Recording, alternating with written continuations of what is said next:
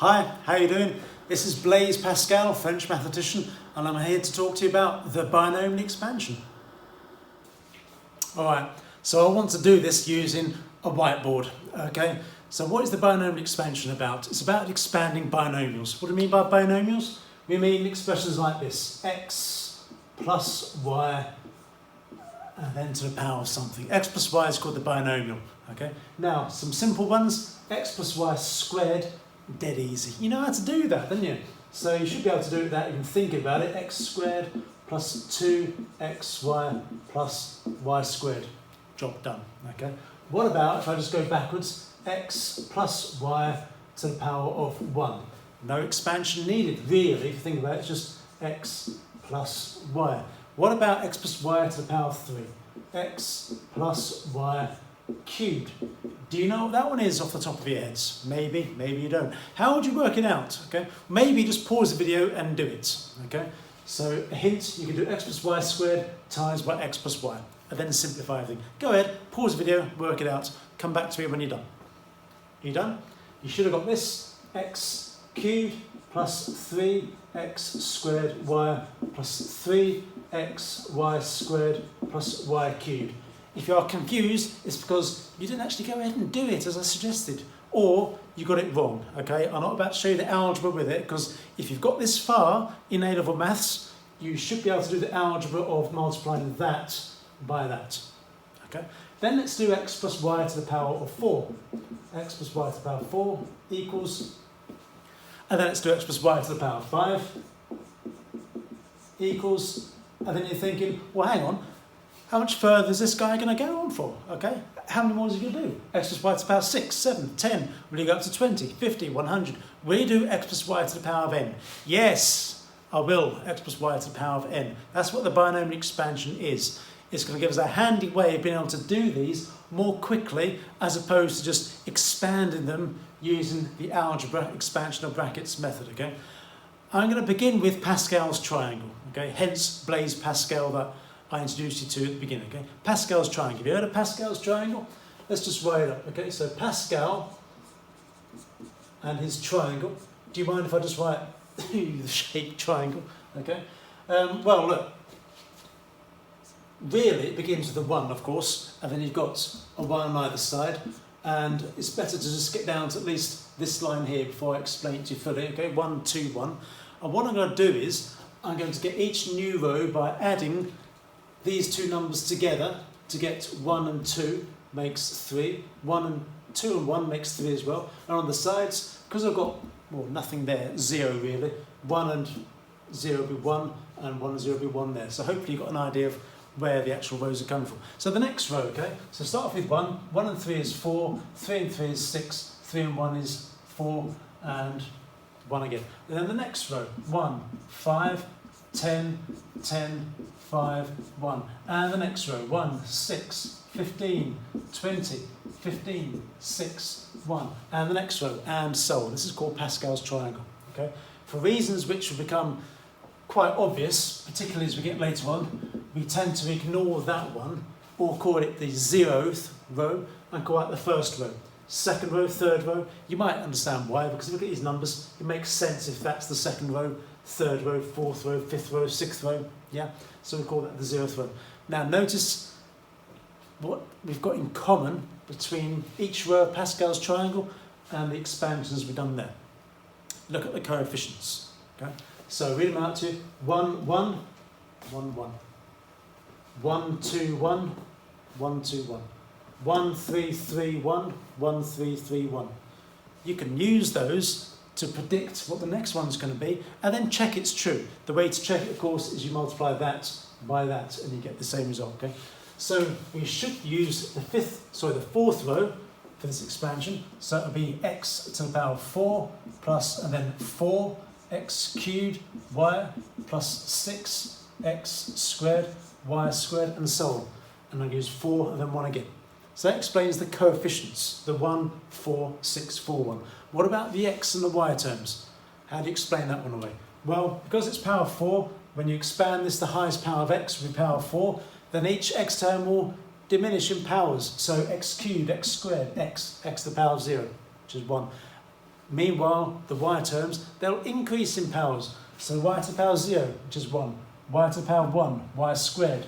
So next term, the coefficient will be 4, and then decrease the powers of x, x squared, x, and then y squared, y will be y cubed. Okay? And the last term, just about squeeze it on, y to the power of 4. Okay? And then this one here, have a go at it yourself. Pause the video maybe, see what you're thinking it's going to be. But yes, I'm going to use the coefficients there. X to the power of 5 plus, and then 5. Decrease the power by 1, start with the y terms, and then 10. And then x4, x cubed, y squared, another 10, and then 10, and that would be, really, x squared, so 4, 3, 2, y, that's 1, 2, y cubed.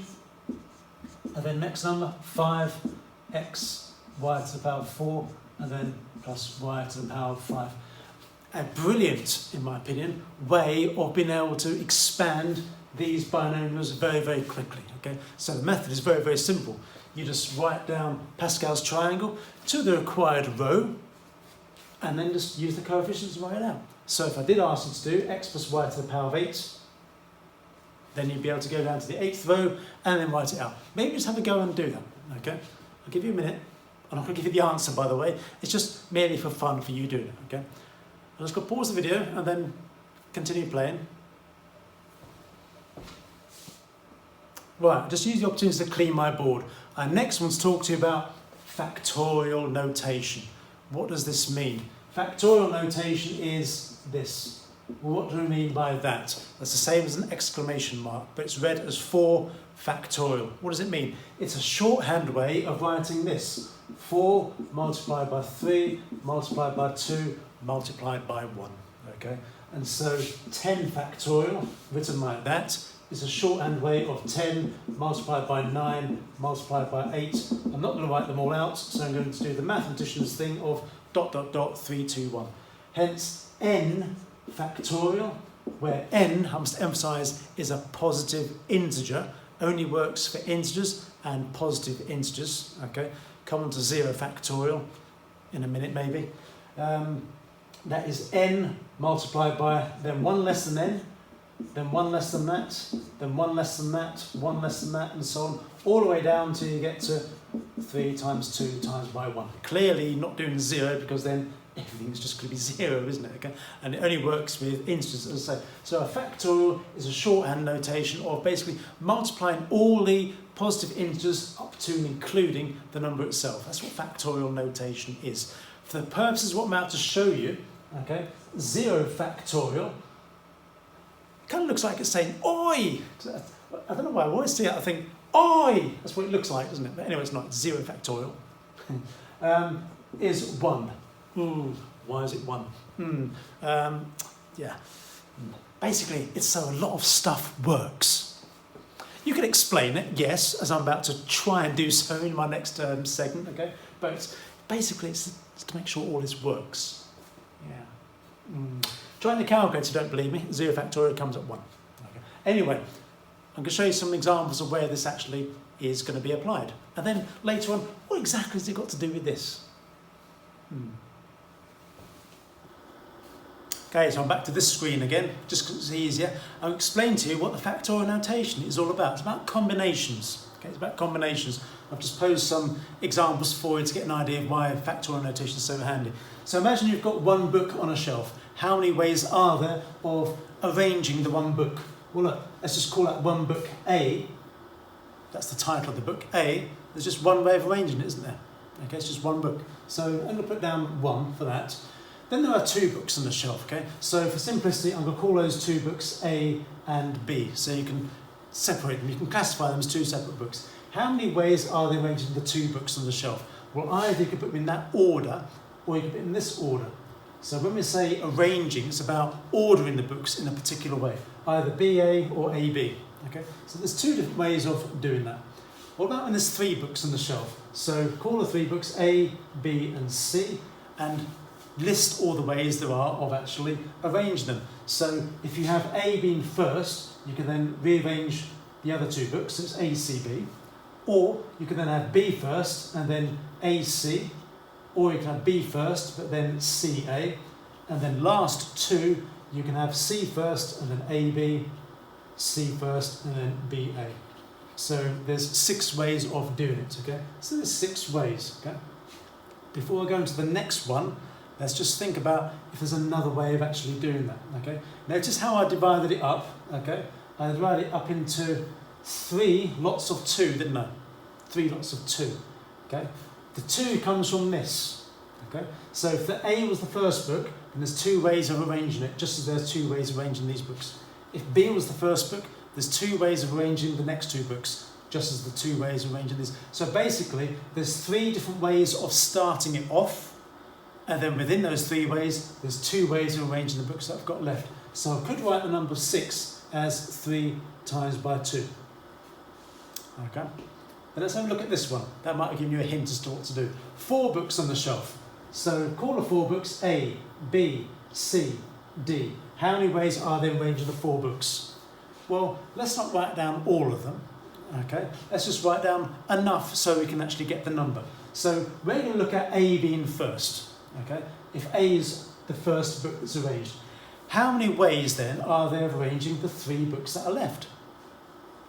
6. There's 6 ways, because we've done it already, there's 6 ways of arranging the 3 books that are left. So no, there's 6 ways of arranging that. Okay? So I'm going to write 6 there. And then you can have B first, followed by, and then any order you want, A, C, D or whatever. How many different ways are there of arranging the 3 books left? Again, there's another 6. Or we can have C first, or we can have D first. So can you see, there's 4 different ways of starting it off. Then within those 4 different ways, there's 6 ways of arranging them. So your answer, you could say, is just 6 times 4, which is 24. Okay? But I'm going to write that answer slightly differently. I'm going to write it like this. I'm going to write it as 24, but it's the same as 4 multiplied by the 6. And from here, the 6 was 3 times 2. Can you see where this is going? Okay, let me help you to fill it in case you haven't got it by now. You've got the 1, and then you've got the 2, which is the same as 2 times 1. And then you've got the 6, which is the same as 3 times 2 times 1. Then you've got the 24, 4 times 3 times 2 times by 1. Can you predict what it would be for 5 books? Yeah, for 5 books, it would be 5 times 4 times 3 times 2 times 1. This is the factorial notation, okay? The answer to this is 1 factorial, 2 factorial, 3 factorial, 4 factorial. There are n books on the shelf. How many ways of arranging the books? N factorial, okay? Hence the need for having a shorthand notation for this. Okay? So the factorial notation, it's all about arrangements. But what's this got to do with Pascal's triangle? Coming up soon.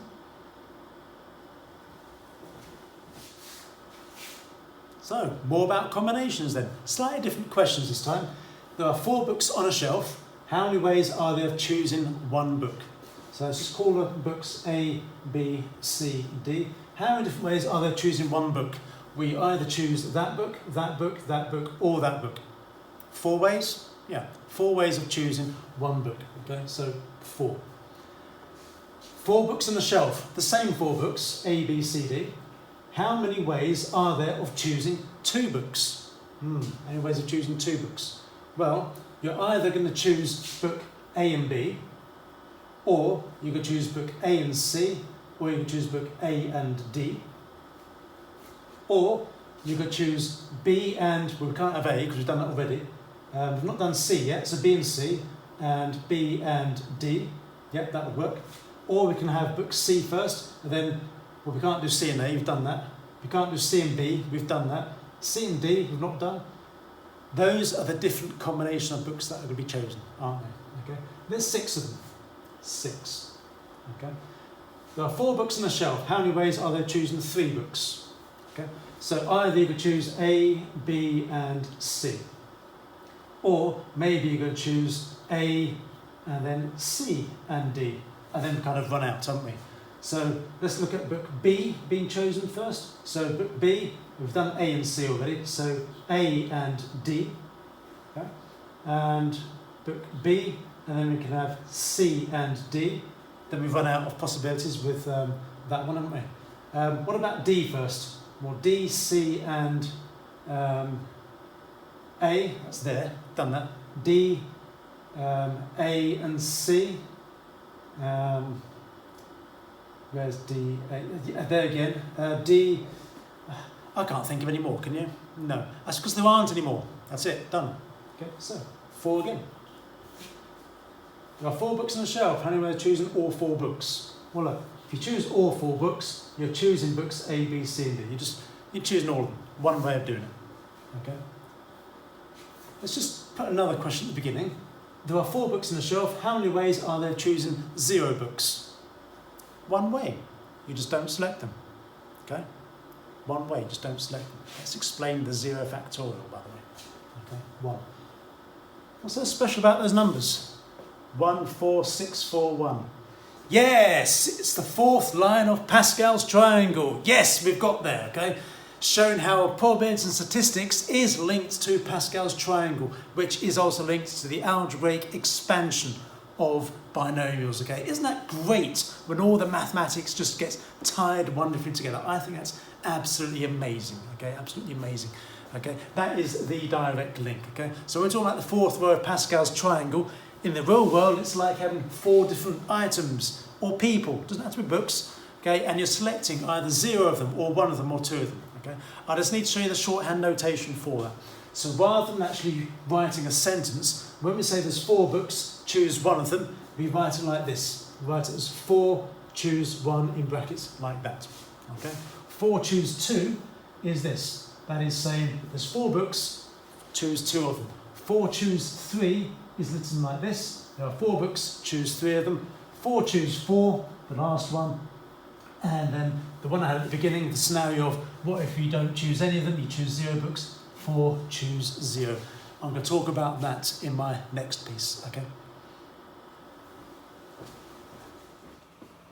Okay, so I've just introduced the choose notation for you, and we had these 4, choose 0, 4, choose 1, 4, choose 2, 4, choose 3, 4, choose 4, and they give us these coefficients on the 4th line of Pascal's triangle, 1, 4, 6, 4, 1. You need to know a generic formula for this, so the generic formula is this, n, choose r. When you've got n items, you need to choose r of them. The formula for it is n factorial over r factorial, and then n minus r factorial. Okay? Obviously, n is greater than or the same as r. Okay? You need to write that down because it's really rather important. Let me just give you a demonstration of how it works. I'll choose a different number. So let's go for 5, choose 2. Yeah? 5, choose 2. So n is 5, r is 2. So you've got 5 factorial. And on the bottom, you have 2 factorial. 5 minus 2 is 3 factorial. Work out what that is. So on the top, you've got 5 times 4 times 3 times 2. Well, hang on a minute. Let's just write that down. 5 times, in my speed, trying to write it down, I made a mistake. 5 times 4 times 3 factorial. You'll see why I've written like that in a minute. And then 2 factorial over 3 factorial as well. You can see the 3 factorials cancel. That's an important simplification, which will help us later on, okay? The 3's will actually cancel. Replay that if you're not too sure why, but 5 times 4 times 3 factorial is the same as 5 times 4 times 3 times 2 times 1, which is the same as 5 factorial, okay? Those cancel out, so you've got 5 times 4, which is 20, over 2, which is 10, and just check that, 10 there, okay? That is 5 choose 0, 5 choose 1, 5 choose 2, okay? 5 choose 3, let's do that one, 5 choose 3. So using a formula again, 5 factorial over, and then r is 3 factorial, and then n minus r, 5 subtract 3 is 2 factorial.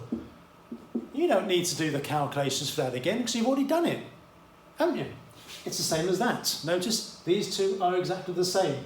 And then you'll realise the symmetry of Pascal's triangle here, okay? Once you got to the halfway stage, you know what the rest of the numbers are. You know you made a mistake if that is 4 and that is 7, for example. They've both got to be 4 because of the symmetry. Just as this here, if you work through these with the formula, you'll see that those two are the same. Because you have 4 factorial on the top and on the bottom 1 factorial, 3 factorial. Again, 1 factorial, 3 factorial. So those two will be the same. Same with these two will be the same, and it's just that one in the middle that's going to be different. Okay. Let me just show you the the 0 factorial case, because that's always a bit mathematicians don't really like talking about so much. Anyway, I don't anyway, because it's one of those awkward bits, isn't it? That's difficult to explain sometimes, okay? So you've got 5 choose 0, so you've got 5 factorial, and then 0 factorial, and then n minus r, which is 5 factorial. Well, the 5's cancelling is no problem, but can you see that causes a problem if 0 factorial is not 1? Yeah, so when I said earlier 0 factorial is 1, so that things work, it's basically so that this works, okay? But the reason you would explain it is because there's one way of choosing 0 items. That's how you can mathematically explain it, okay? So 5 choose 0 is 1. And of course, 5 choose 5 is exactly the same, because you end up with the same calculation, also 1. Have we covered them all? We've not done the 5s yet. So 5 choose 1, which will be the same as 5 choose 4, won't it? And then that is 5 factorial over 1 factorial, 4 factorial. Notice 5 factorial is the same as 5 times 4 factorial. Think about it if you're not too sure why. 1 factorial is 1, then 4 factorial. These will cancel, just left with 5. Okay, and that's the factorial notation. Okay. So what you could do is you could write down each line of Pascal's triangle using the factorial notation. Suppose you wanted the 8th line of Pascal's triangle. Okay, suppose you want the 8th line of Pascal's triangle. Do you do it all the way from scratch and work your way to the 8th line? Yes, you could do. Okay, or you could use this notation here I've just talked to you about. The first one is going to be 8 choose 0. The second one is going to be 8 choose 1, and then 8 choose 2, 8 choose 3, all the way up to 8 choose 8. And then you can work out each one of these individually and then write down the numbers. Okay, bit time consuming for you?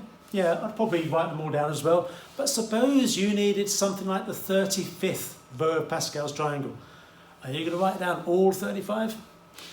Using this notation might be easier. Suppose you only needed that one there because you were asked to work out the coefficient of, let's just say, what would that be? X to the 8, x to the 7, x to the 6. You were asked to work out the coefficient of x to the 6. Okay? The coefficient is just the numerical value preceding the algebraic term. You'd only need to work out 8 to choose 2, and then you're done. I'm just giving you a simpler way of actually working your way through Pascal's triangle. Okay?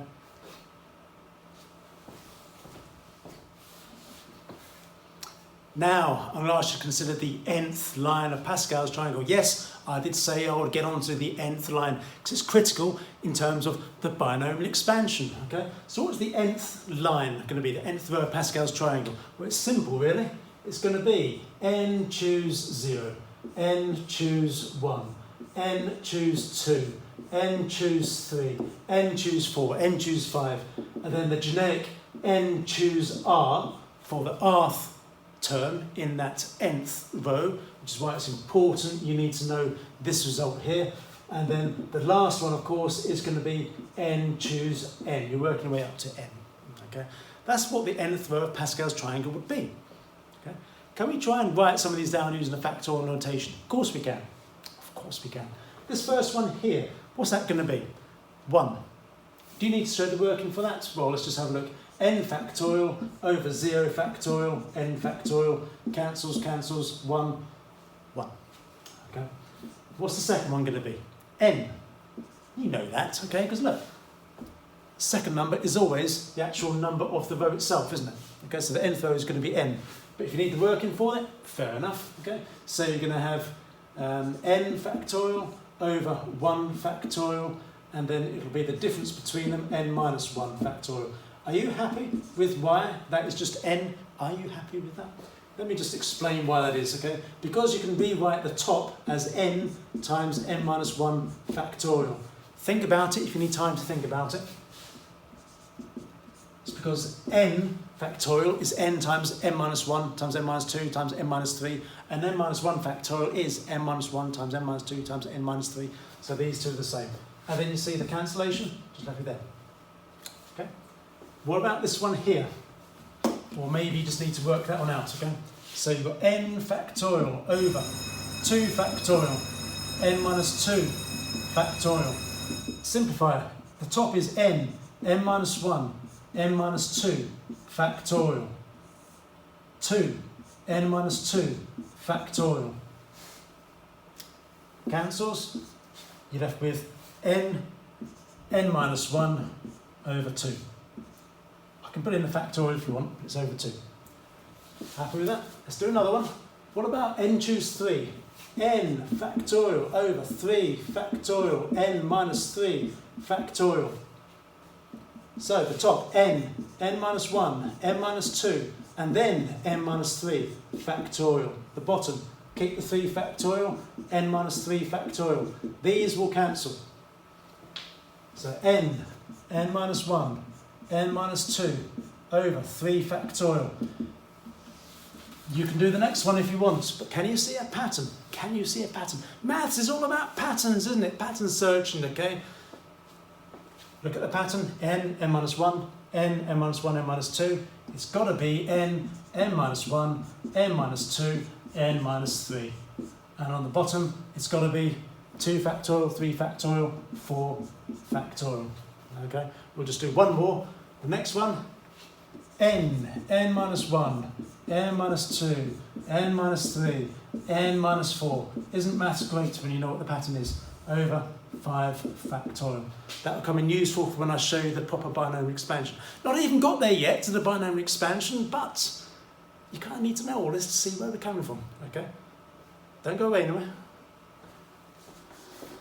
Okay, let's just wrap this up and give a summary and end with what the binomial expansion actually is. So we've got Pascal's triangle here, 0th row, 1st row, 2nd row, 3rd row, and so on. And we've got the nth row of Pascal's triangle can be written in choose notation as n choose 0, n choose 1, n choose 2, and so on. Where n choose r is n factorial of r factorial, n minus r factorial. So the binomial expansion then, are you ready for this? Here it is. Here is your binomial expansion. I'll just get out of the way so you can see. Screenshot, snapshot, whatever you want to call it. Okay. This is our binomial expansion for expanding a binomial x plus y to the power of n. Okay. So you've got n choose 0, x to the n, plus n choose 1, x to the n minus 1, y plus n choose 2. So the idea is that you've got the coefficients, the nth row of Pascal's triangle effectively, n choose 0, n choose 1, n choose 2, n choose 3, up to n choose n, and then in each case the powers of x start with x to the n, they decrease to n minus 1, n minus 2, n minus 3, and so on, x to the power of 0, which is 1, and then the powers of y increase, y to the 0, y to the 1, y squared, whoops, y cubed, and so on to y to the power of n. And then finally, you can actually summarise like this. So in the previous segment I showed you how to, for example, simplify n choose 1, n choose 2, n choose 3, and so these are n factorial over 2 factorial, n minus 2 factorial, and so on. So there it is, there you have it, that's your binomial expansion, okay? So on this board, I've just got the binomial expansion formula. Yes, I've quoted 3 of them, but it's just that you got the first one as presented and then how it's simplified. So this one is written in terms of the choose notation, n choose 1, choose 2, choose 3, and so on. This one is written in terms of when you write it with the factorial notation, okay? And in terms of your year 12 study, if you're doing A-level maths, these are the ones you're going to use. This one here, that's actually a link to year 13, because in year 13, you're probably going to use this one a lot more, okay? What's this one about, okay? Well, this is an expansion of x plus y to the power of n, so 2 variables inside the bracket there, okay? In year 13, more commonly, you look at a numerical value, a number, a constant, added to a variable, okay? So 1 plus x, typically, all right? You might come across some of those in year 12, but you only come across those really in year 13. And it's quite simple, really. What you do is just, obviously, you can just swap those 2 around and just let y equal 1, okay? In which case, you know, if you say x was 1, you've got 1 to the power of n, which is 1. And then each time you've got 1 to the power of something, it's always 1. So what you really got is you've got the y squared, y cubed, y to the 4, up to y to the n, but obviously you can write x instead.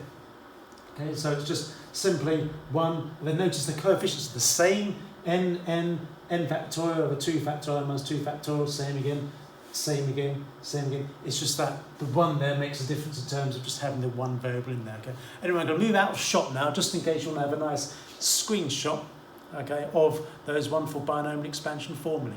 Okay. Well, we got there in the end. That was probably a long video for you, okay? There's a lot of really great mathematics in there. I do love introducing the binomial expansion, I have to be honest. It links all sorts of really great and cool mathematics together. And algebraic expansion, who does not like algebraic expansion, okay? And the binomial expansion, a nice simple way of doing our expansions of 1 plus x to the power of 7 or whatever, okay? Anyway, I'm just going to leave you with the great Pascal himself, obviously from Pascal's triangle. I must reiterate, just in case I've given the wrong idea, Pascal is not the one who actually came up with the binomial expansion formulae themselves, okay? Research those, hint, maybe look in the direction of Newton, and those people around the time of Newton. Yeah, Newton did one of them, okay? Anyway, I hope you enjoyed my video on the binomial expansion, okay? Right, I'll see you again, and thanks for watching. Bye-bye.